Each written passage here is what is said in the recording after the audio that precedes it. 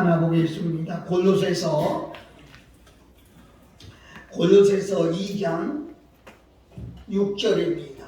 골로새서 2장 6절과 7절 두 절만 우리 다 같이 읽도록 하겠습니다. 시작. 그러므로 너희가 그리스도 예수를 주로 받았으니 그 안에서 행하되 그 안에 뿌리를 받으며 세움을 입어 교훈을 받은 대로 믿음에 굳게 서서 감사함을 넘치게 하라. 아멘. 우리 찬송 하나 할게요. 308장.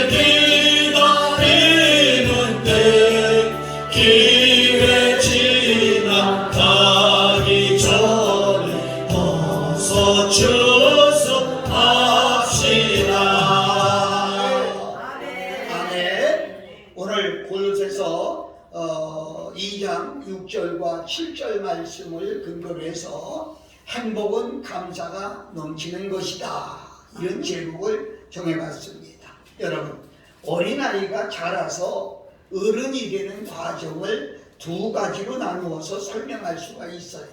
그 하나는 몸이 자라고 뼈대가 자라고 키가 크고 자라는 일을 가리켜서 우리는 보통 성장한다, 그렇게 말합니다.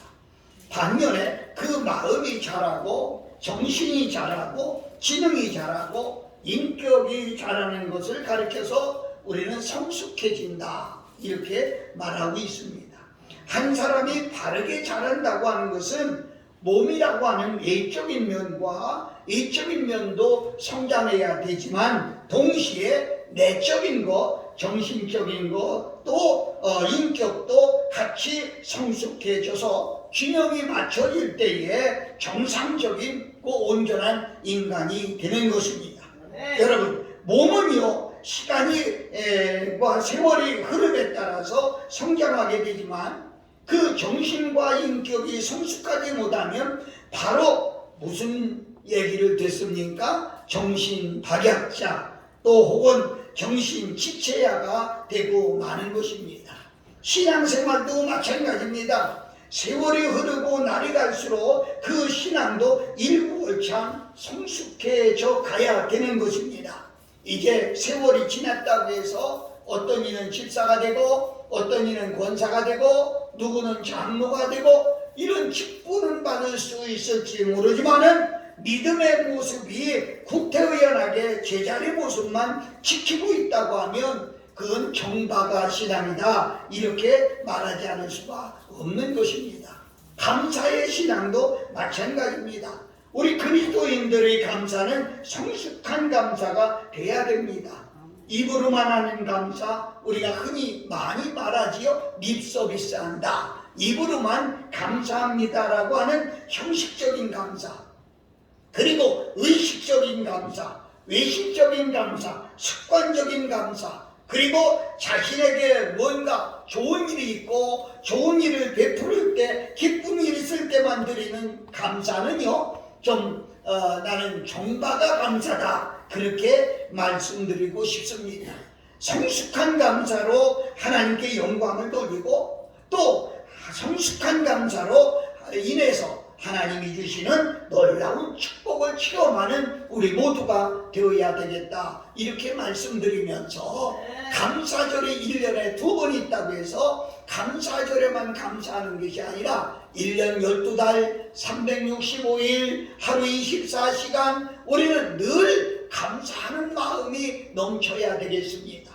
그래서 오늘 저는 행복은 감사가 넘치는 것이다 그랬는데 감사하는 사람이 행복한 거예요.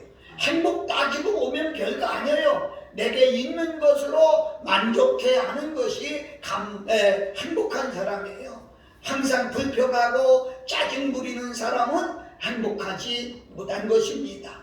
이 감사절에 여러분 심령 속에 참된 행복이 있어지기를 예수님 이름으로 축복합니다. 그렇다고 하면 오늘은 먼저 신앙의 성숙의 단계를 한번 살펴보려고 합니다. 첫째는 6절에 보니까 그러므로 너희가 그리스도 예수를 주로 받았으니 그랬습니다. 여러분, 우리가 예수님을 믿는다고 하는 것은 예수님을 나의 주로 받았다고 하는 그런 뜻이 있습니다. 곧 이 말은 예수님을 나의 구주로 영접했을 뿐만이 아니라 또 영접한 사람 속에 예수 그리스도가 주가 되었다고 하는 거예요. 주는 뭐냐면 주인이라는 뜻이죠. 그래서 그를 나의 주인으로 모시게 됐다 이런 얘기를 할 수 있는 것입니다. 먼저 예수 그리스도께서 나의 구원자인 것으로 알고 주로 믿었다고 하는 뜻이고 그 다음은 예수 그리스도가 나의 모든 것을 주관하는 절대 주관자임을 말하는 그리고 나는 주의 종된 의지를 표명하는 뜻이 들어있습니다. 또 예수 그리스도를 주로 받았다고 하는 것은 예수님과 함께 살겠다고 하는 그런 뜻이고 또 예수님을 내 심령 속에 모셨다고 하는 뜻이고 예수님이 나의 주인이 되셨다고 하는 그런 말입니다. 다시 말씀을 드린다고 하면 지난날에는 내가 내 인생의 주인이었지만 이제 내가 예수님을 나의 주로 모신 이상은 내 뜻대로 내 고집대로 살지 아니한다 이런 얘기예요. 이제 나의 주인 되시기 때문에 내 뜻대로 살 수 없고 또 주님 뜻대로 살아야 되는 것입니다. 저는 이런 예를 하나 들어보고 싶어요. 여러분 다 이미 결혼하셨잖아요. 결혼하시기 전에는 내가 무슨 일인가를 결정해야 돼요. 그리고 내가 하고 싶은 대로 할 수 있어요. 그런데 결혼하고 나면 나 하나가 아니지요. 남편이 있고 아내가 있지요. 그래서 항상 내 마음대로 결정하지 않고 물어보고서요 이런 얘기를 많이 하잖아요. 집에 어른한테 물어보고요 또 집에 아내한테 물어보고요 이렇게 말하잖아요. 마찬가지로 예수님을 나의 주인으로 모셨을 때는 나 혼자 결정하는 것이 아니고 예수님께 여쭤보고 또 예수님의 뜻대로 그렇게 하는 것이다 이렇게 말씀드릴 수가 있겠습니다. 여러분 예수 그리스도를 주로 모신 분만 우리 큰 소리로 아멘 해봅시다. 아멘. 아멘. 그렇다고 하면 여러분의 주인은 예수 그리스도라는 거예요. 여러분의 생활에 전적인 것을 주관하시는 분도 예수 그리스도라는 거예요. 여러분의 장래를 인도하시는 분도 예수 그리스도라는 거예요. 여러분의 가정을 관리하고 여러분의 재산을 관리하고 여러분의 자녀를 관리하는 분도 바로 예수 그리스도다, 이렇게 말씀할 수가 있는 겁니다. 그래서 내 입술의 말이 바뀌게 되는 거예요. 주님 뜻대로 살기로 했다고 하는 그런 노래가 우리 속에서 나올 수가 있는 거예요. 과거의 잘못된 생각이 예수님의 생각으로 바꿔지는 거예요. 내 주여 뜻대로 하시옵소서.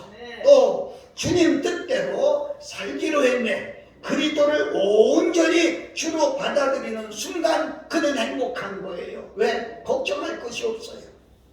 어린아이가, 아니 우리 여러분 인생 중에 가장 행복한 때가 어느 때입니까?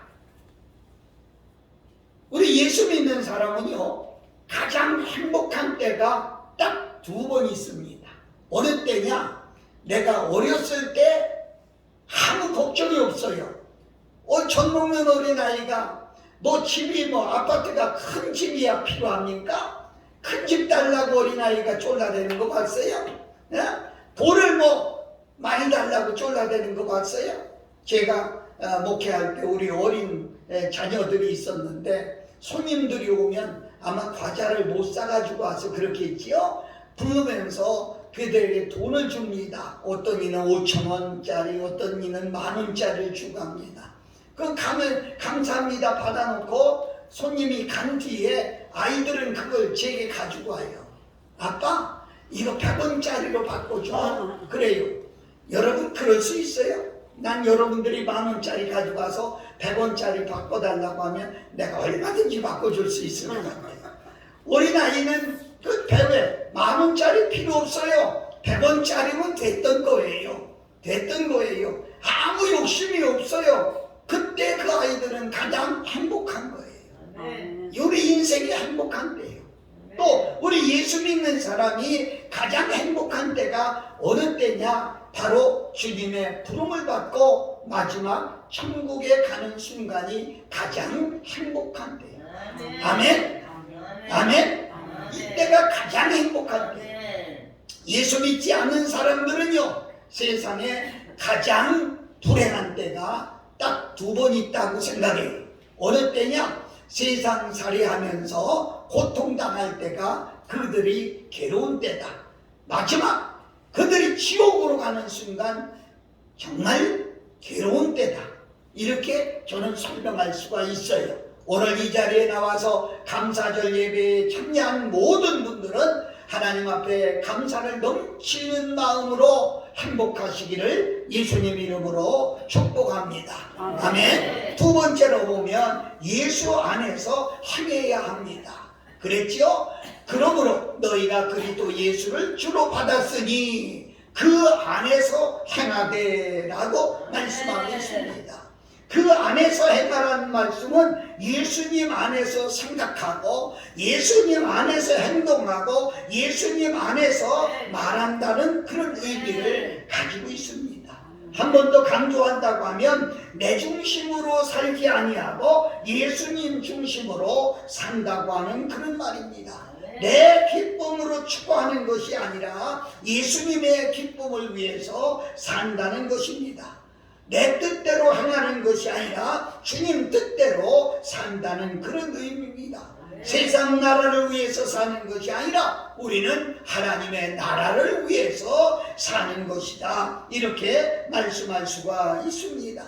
세상 풍조나 유행을 따라가는 것이 아니라 하나님의 나라의 원칙대로 말씀을 붙들고 사는 것이다. 이렇게 설명할 수도 있겠어요.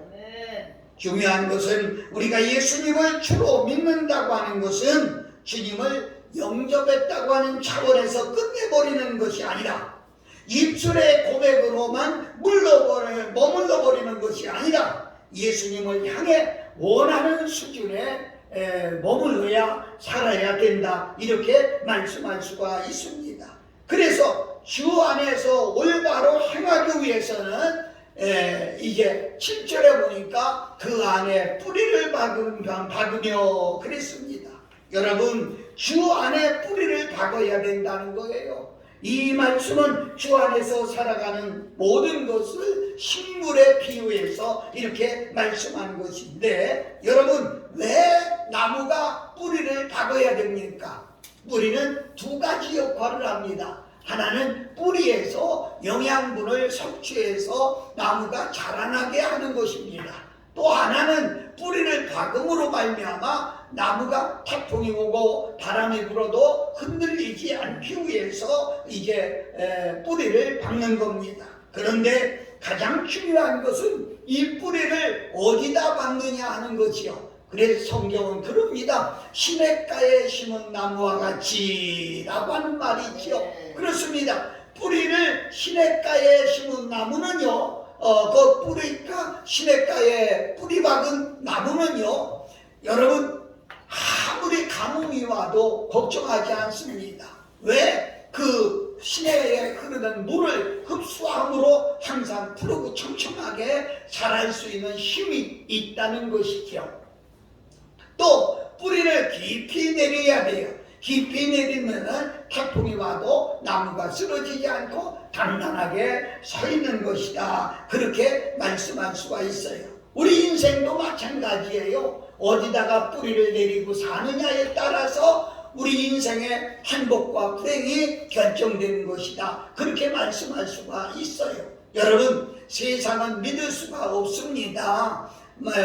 요한복음 8장에 말한 대로 세상은 마귀의 세상이고 그 마귀는 거짓말쟁이고 그 마귀는 멸망시키려고 하는 것뿐이고, 그래서 세상에 뿌리를 내리고 있는 사람은 하루를 불행하지 않게 살 수가 없는 거예요. 매일 불행한 거예요. 매일 불안한 거예요. 매일 두려운 거예요. 매일 초조한 거예요. 내일 일을 알 수 없고, 아니 한 치 앞도 알 수 없는 그런 세상. 여러분, 자고 나면 뉴스상에 보면 자고 나면 사고가 터지고 자고 나면 사고가 터지고 얼마나 무섭습니까? 이런 사고 속에 사람들은 불안해하는 거예요. 여성들이 거리에 함부로 자기 혼자는 가지 못하는 그런 세상이 되었으니 얼마나 불안합니까?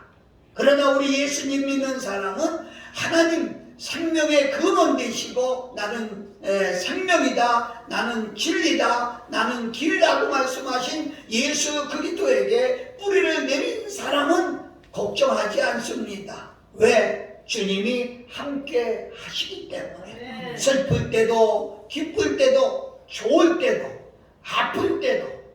언젠가도 제가 말씀드린 것이 기억이 나는데요, 몸이 아플 때 우리는 진통제 아스피린을 먹습니다. 그런데 연구해 본 결과 아스피린보다 전에 내가 좋았던 일들을 마음에 떠올리는 것이 아스피린보다 더 큰 효과가 있다고 그래요. 우리 예수님 믿는 사람들이 행복하게 살 수 있는 것은 예수님을 만나고 예수님을 통해서 내게 주는 평안과 기쁨을 마음에 간직하고 사는 것이다, 그렇게 말씀할 수가 있습니다. 여러분, 그래서 우리는 뿌리를 하나님 앞에 내려야 되고 뿌리를 말씀 속에 내려야 됩니다. 이렇게 내리는 사람은 절대로 흔들리지 않는다는 거지요. 우리의 믿음의 뿌리가 있어야 돼요. 우리의 믿음의 뿌리는 말씀입니다. 말씀에 깊이 뿌리를 받고 있고 말씀을 통해서 영양 공급을 받으면 절대로 그 사람은 실족하지 않고 쓰러지지 않는다고 말씀할 수가 있습니다.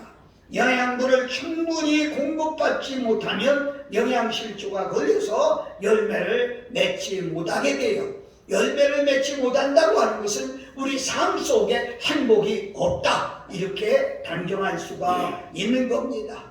여러분, 뿌리는 어디에 내려져 있습니까? 세상에 내려져 있습니까? 물질에 내려져 있습니까? 세상 유행에 내려져 있습니까? 우리의 뿌리는 예수 그리스도. 그래서 예수 그리스도는 우리의 터다, 우리의 기초다, 그렇게 말씀하고 있는 것을 볼 수가 있는 것입니다. 그러므로 말씀에 깊이 뿌리를 받고 있어야 됩니다.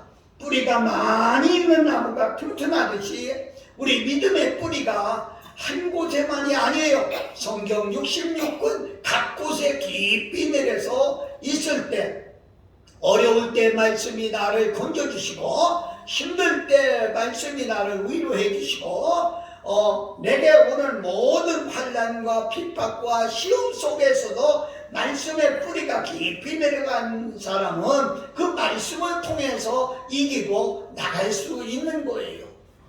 살다 보면 병로상사를 피해갈 수가 없죠.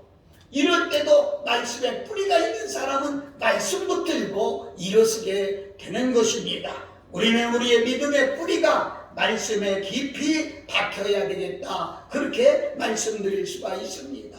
그 다음은 세움을 받으면 세움을 입어 그랬습니다.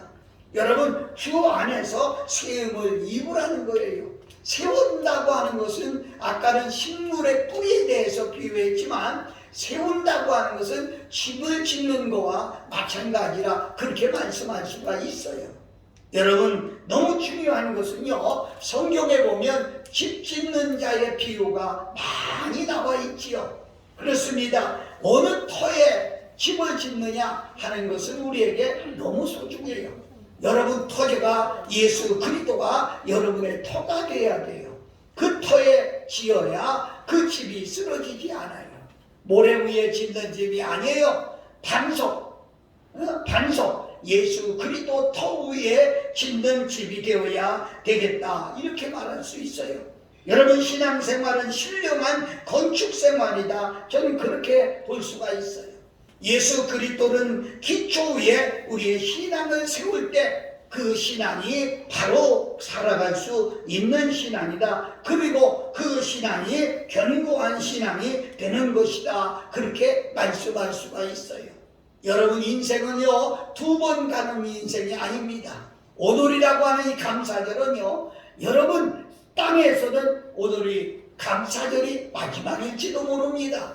그렇기 때문에 우리는 이 감사절기에 특별히 우리의 신앙을 하나님 앞에 바로 심어야 되겠다, 이렇게 말하고, 예수 그리스도 안에 기초를 세우고 신앙을 반듯하게 세울 때 거기서 행복해지는 것이고, 여러분, 그렇잖아요. 한 날 한 날 살아가면서 불행하게 사는 사람들이 있는가 하면 행복하게 사는 사람들이 있어요. 여러분, 세상의 것만 가지고서는 행복할 수가 없어요. 우리는 예수 그리스도 안에서 말씀을 붙들고 살 때 우리는 행복할 수 있습니다. 너희는 마음에 근심하지 말라. 하나님을 믿으니 또 나를 믿으라. 요한복음 14장 1절에 말한 대로 우리는 하나님을 믿기 때문에 세상의 것 걱정하지 않고 근심하지 않고, 그리고 우리는 행복하게 살 수가 있습니다. 아무쪼록 여러분에게 이 행복한 삶이 주님 오시는 그날까지, 여러분이 가시는 그때까지 있어지기를 예수님 이름으로 축복합니다. 아멘. 우리 찬양 하나 하고 하겠습니다. 1802.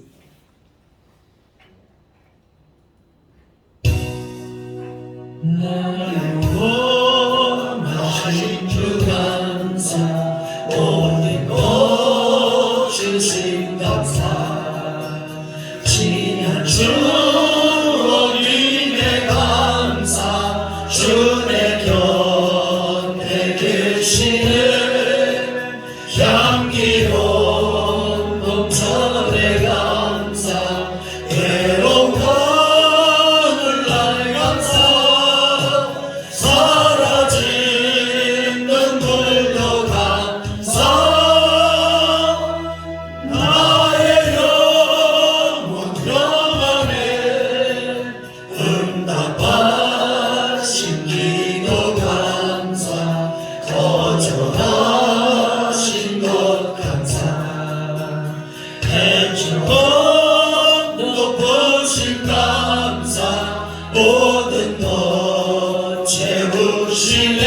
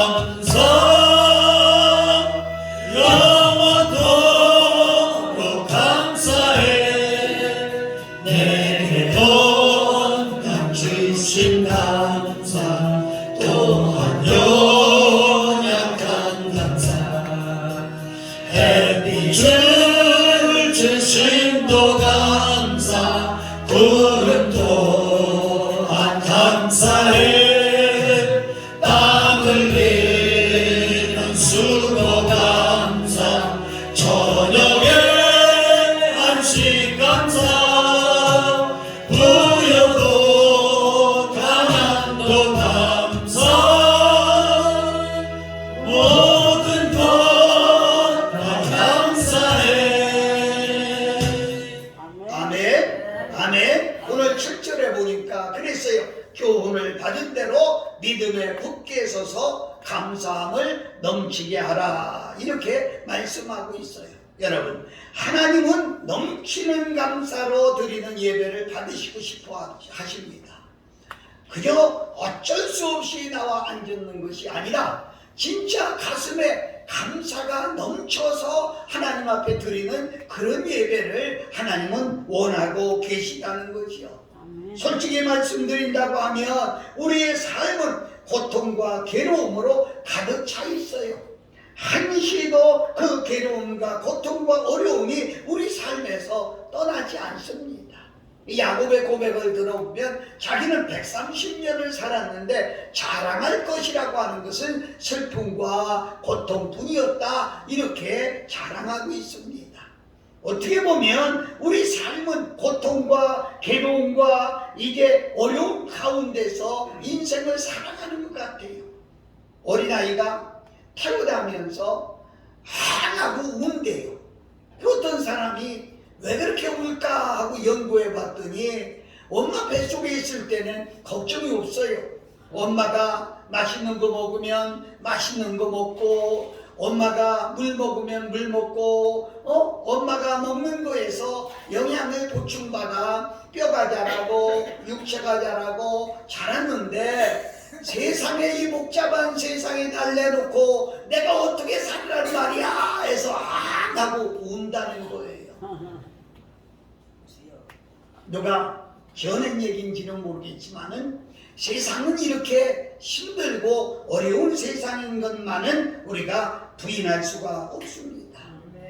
여러분, 저 한 가지 문제를 해결하고 나면 또 다른 문제가 일어나고 이 문제가 생기고 또 문제와 어려움은 파도같이 우리 속에 쉬지 않고 밀려옵니다. 이런 때 우리가 어떻게 사는 것이 기뻐할 수가 있겠어요? 우리는 감사하는 신앙을 가지고 있으면 이 어려움을 이길 수가 있어요. 그래서 항상 기뻐하고 범사에 감사하며 그것도 넘치는 감사로 하나님 앞에 예배드린다고 하는 생각은 정말 감사한 거예요. 어떤 사람이 어떻게 범사에 감사합니까? 속상할 때도 있고, 어떻게 기분 나쁠 때도 있고, 어떻게 애들이 속썩일 때도 있고, 어떻게 정말 안 좋은 일이 생길 때도 있고, 이런데 어떻게 범사에 감사합니까? 이렇게 말해요. 근데 제가 서두에 이야기한 대로 내게 좋은 일 있을 때만 감사하는 거, 내가 기쁠 때만 감사하는 거, 이것은요 신앙적으로 한쪽에 치우친 감사라, 이렇게 말씀드릴 수가 있어요. 예수 그리스도를 나의 주로 받고, 예수 그리스도를 나의 구원자로 받고, 예수 그리스도를 믿는 우리들은 구원받은 것 때문에 감사하는 거예요. 그래서 항상 감사가 있어요. 근데 감사를 드리고 나면 감사하는 일이 계속 생기는 거예요. 짜증 부리면 짜증 부리는 일이 겹쳐지지만 감사하고 살면 감사하는 일이 겹쳐진다, 이렇게 말씀할 수 있어요. 한 가지 우리가 분명한 사실은요, 실제로 세상을 살아가면서 이렇게 보면 더 깊이 생각해 보면은요, 비록 우리 삶 속에 끊이지 않는 고통, 고난과 고통이 있지만, 그러나 우리가 분명히 알아야 될 것은 고난과 고통보다 더 좋은 일이 더 많이 있다는 거예요. 그래서 내가 늘 하는 소리가, 없는 것 때문에 불평하지 말고 있는 것으로 감사하라, 내가 그렇게 늘 얘기합니다. 여러분 가만히 생각해 보세요. 있는 것, 없는 것 손꼽아 보세요. 그러나 한쪽으로 있는 것 손꼽아 보시면 있는 것이 더 많다는 것이요. 어떤 분이 와서 그래요. 목사님 애들 때문에 너무 속상해요. 그 제가 그랬어요. 애들이 없으면 속 안 상할까요? 그럼 애들 다 죽으라고 할까? 그랬어요. 그랬더니 아유 목사님 그건 안 되지요. 애들이 쓰는 것으로 감사하세요. 그래서 속삭일 수 있는 자신이 있어서 감사하세요. 그랬어요. 그렇지 않습니까?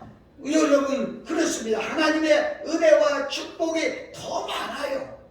세상에는 힘들고 어려운 일도 많지만 그보다도 즐겁고 기쁜 일도 더 많아요.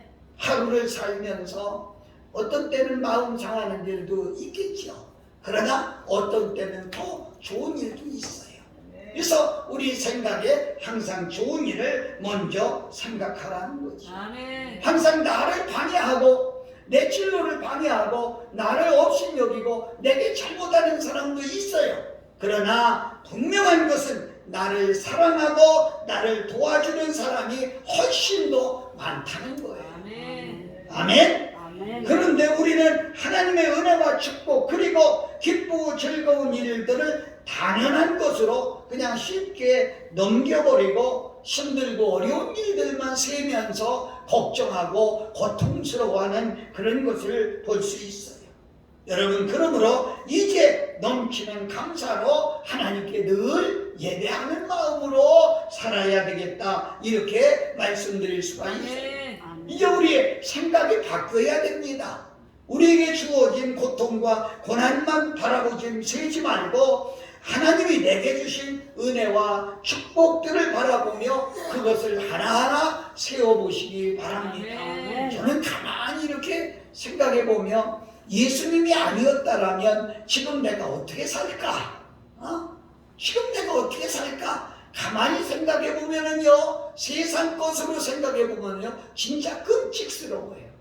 그런데 예수님을 알고, 예수님을 나의 구주로 믿고, 예수님을 나의 주인으로 믿고 그분에게 모든 걸 맡기고 난부터 얼마나 가볍고 얼마나 행복한지 알 수가 없는 겁니다. 우리가 당하는 모든 고통과 고난 속에는요, 반드시 우리를 향한 하나님의 뜻과 의도가 있다는 거예요. 우리를 사랑하시는 하나님이 우리에게 고난과 어려움을 주시는 데에는 대체로 저는 두 가지가 있다고 설명하고 싶어요. 첫째는 회개와 연단입니다. 뭔가 깨닫고 바로 살게 하기 위해서 우리에게 고통과 고난을 줄 수가 있습니다. 비가 왜 옵니까? 어떤 사람은 비가 악수같이 와가지고 너무 힘들다고. 그런데요, 지금 호남 지역에는요, 비가 내리지 않아서요, 물을 마음대로 먹을 수가 없대요. 그래서 급수를 이제 물 주는 날을 정해놓고 준다고 해요. 아마 내일부터 비가 온다고 그러는데요. 그런데 어떤 사람은 이 비가 와서 좀 비 안 오면은요, 농사를 지을 수 있어요? 식물이 살 수 있어요? 좋아요. 우리가 비가 오면 비가 와서 감사한 거예요. 옛날 얘기가 그런 말이 있어요. 어떤 엄마가 아들 둘을 키우는데 하나는 우산 장사를 하고 하나는 집신 장사를 했대요. 날이 좋으면 집신이 잘 팔리지요. 그 대신에 우산이 안 팔려요. 그러니까 우리 둘째 우산 장사하는데 우산 못 팔아서 어떡한데 걱정하는 거예요. 그런데 비가 오면 우산은 잘 팔리는데 집신이 안 팔려요. 비가 오면 우리 큰아들 집신이 안 팔려서 어떡한데 날마다 걱정하고 근심하며 사는 거예요. 여러분, 그 반대로 뒤집어 보세요. 비가 오면 우리 둘째 아들 우산 많이 팔겠구나. 하나님 감사합니다. 이렇게 감사 돌려보세요. 날이 좋으면 우리 큰아들 집신 잘 팔리게 해주셔서 감사합니다. 감사 돌려. 똑같은 상황 속에서 그래요. 이렇게 예를 들면 여러분이 주부들이 밥을 하기 위해서 쌀을 들어갑니다. 쌀독에 쌀이 절반쯤 있습니다. 났네. 쌀이 반 통통이 없네. 걱정하는 거예요. 근데 어떤 사람은요, 하나님 감사합니다. 아직도 반 통이 남았습니다. 아멘. 자, 여러분 어떻게 생각하십니까? 우리의 생각이 바뀌어야 되는 거예요. 아멘. 그래서 우리에게 연단이 오는 것은 나로 하여금 깨닫고 회개하고 연단을 주기 위한 것이다. 그렇게 우리가, 그래서 하나님은 우리를 채찍질해서 우리에게 고난을 주시는 겁니다. 그리고 특별히 죄와 잘못이 없을 때 하나님은 우리에게 힘들고 어려운 일을 주시는데, 그 이유는 우리로 하여금 오직 주님만 의지하게 하기 위해서 어려움을 주는 것이다. 그렇게 말씀하고 있습니다. 사랑하는 여러분, 지금 여러분에게 무슨 어려움이 있습니까? 다시 한번 생각해 보세요. 내가 회개하고 연단받아야 될 것이 있는가? 아니면 내가 나만 생각하고 내 생각으로 살아서 하나님께서 하나님을 의지하라고 주는 연단인가? 한번 생각해 보자는 것입니다. 자, 우리 성경 한 절 볼까요? 고린도후서 1장 8절입니다. 졸지 마세요. 왜 그들 졸죠? 시작. 형제들아, 우리가 아시아에서 당한 환난을 너희가 알지 못하기를 원치 아니하니 심해 지나도록 심한 고생을 받아 사의 소망까지 끊어지고 우리 마음에 사형 선고를 받은 줄 알았으니 이는 우리로 자기를 의뢰하지 않고 오직 죽은 자를 다시 살리시는 하나님만 의뢰하게 하시리라. 여러분, 바울은요, 자기에게 고난이 오는 이유를 알았다는 거예요. 자기에게 오는 고난을 알았다는, 그 의미를 알았다는 거예요. 그 의미가 뭡니까? 자신을 의뢰하지 않고 오직 하나님만 의뢰하며 살도록 하나님께서 주신 고난임을 알았다는 것이죠. 그러므로 고난을 당할 때 힘들고 어려웠지만 결과적으로 볼 때 그 때문에 믿음이 강하여지고 그 믿음 때문에 주님의 크신 능력을 함께 놀라운 일을 감당할 수 있었다. 이렇게 말씀할 수가 있습니다. 우리 찬양 하나 더 하고 할까요? 예, 404장. 정신을 차리고 좀 은혜 좀 받으세요. 하나님의 사랑을 얻어요 영원하네 저녁고 높은 별을 넘어 이 낮고 낮은 땅 위에 죄범한 영혼 구하려 그 아들 보내사 화목제로 삼으시고 죄 용서하셨네 하나님 거신 사랑은 증명하고 하며 영원히 변치 않는 사랑 성도여 찬양하세 괴로운 시절 지나가고 땅 위에 영화세운데 주 믿지 않던 영혼들은 큰 소리 외쳐 울어도 주 믿는 성도들에게 큰 사랑 되고사 우리의 죄 사했으니 그 은혜인 줄까 하나님 거신 사랑은 중량과도 하며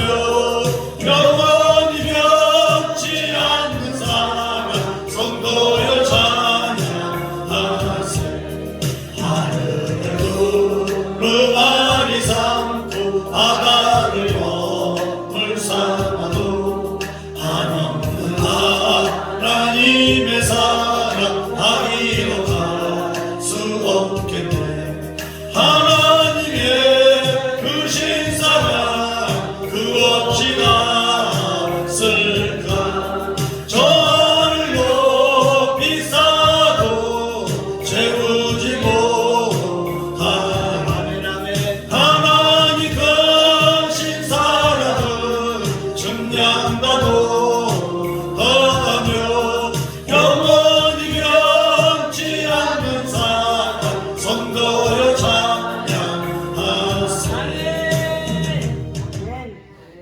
성경을 읽다 보면 시편 바로 앞에 욥기서라고 하는 성경이 있어요.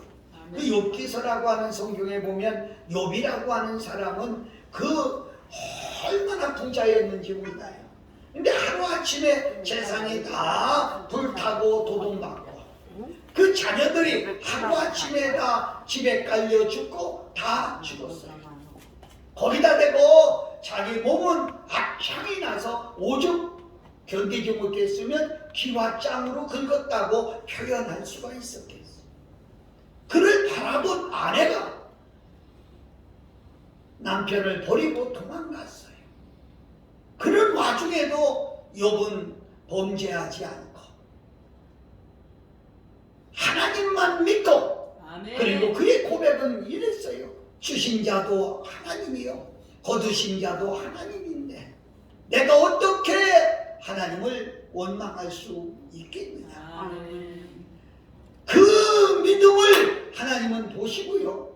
마지막 부분에 가보면 그에게 갑절로 축복하셨다. 그렇게 말씀이 나옵니다. 아멘. 여러분 세상의 고통스러운 것만 쳐다보지 말고 하나님을 통해서 내게 주시는 것에 대하여 우리는 넘치는 감사로 지나면서 하나님이 여러분에게 갑절로 주시는 그런 축복을 받아야 되겠다는 말씀입니다. 아멘. 여러분 고난도 역경도 하나님의 은혜요 하나님의 축복임을 바울은 깨달았습니다. 아멘. 그러므로 우리는 순경을 만날 때 하나님께 감사해야 되지만 역경을 만났을 때도 하나님께 감사해야 된다는 겁니다. 아멘. 여러분 중요한 게 하나가 있어요.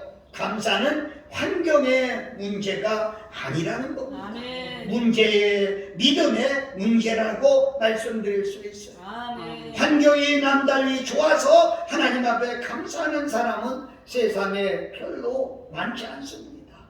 세상에 아무런 고통과 괴로움이 없는 그런 사람은 하나님께 그런 사람은 하나도 없습니다. 그런 중에도 하나님께 감사하며 살 수 있는 사람이 진짜 행복한 사람이다. 그렇게 말씀드릴 수 있어요. 아멘. 형편과 조건이 좋은 사람이 감사하는 것이 아니라 믿음이 좋은 사람이 하나님께 감사하며 사는 사람이다. 그리고 아멘. 여러분 감사는 환경의 문제가 아니라 다시 한번 말씀드린다고 하면 믿음의 문제다. 이렇게 말씀드릴 수가 있어요. 우리 마음속에 감사가 넘치지 못하는 것은 남보다 환경과 여건이 나빠서가 아니라 믿음이 적어서 적다는 사실을 우리가 꼭 알아야 됩니다. 그러므로 하나님께 감사할 수 있는 여건을 달라고 기도하기 전에 감사할 수 있는 믿음을 달라고 우리는 기도해야 됩니다. 아멘. 바울은 데살로니가전서 5장 16절에 항상 기뻐하라 쉬지 말고 기도하라 범사에 감사라고 말씀합니다. 여러분 항상 기뻐하고 범사에 감사하기 위해서는 꼭 필요한 것이 있는데 쉬지 말고 기도해야 된다는 것이죠. 여러분 기도는 힘든 일을 이겨내고 어려운 일을 이겨내고 감사로 바꿀 수 있게 된다는 거죠.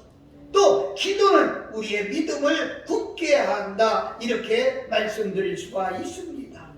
쉬지 않고 기도해서 굳은 믿음을 얻게 되면 먼저 우리에게 주어진 하나님의 모든 은혜를 감사할 수 있고 나중에 우리에게 어려운 역경과 고난이 와도 그 의미를 깨달아 알 수 있어서 하나님 앞에 감사할 수가 있다는 겁니다.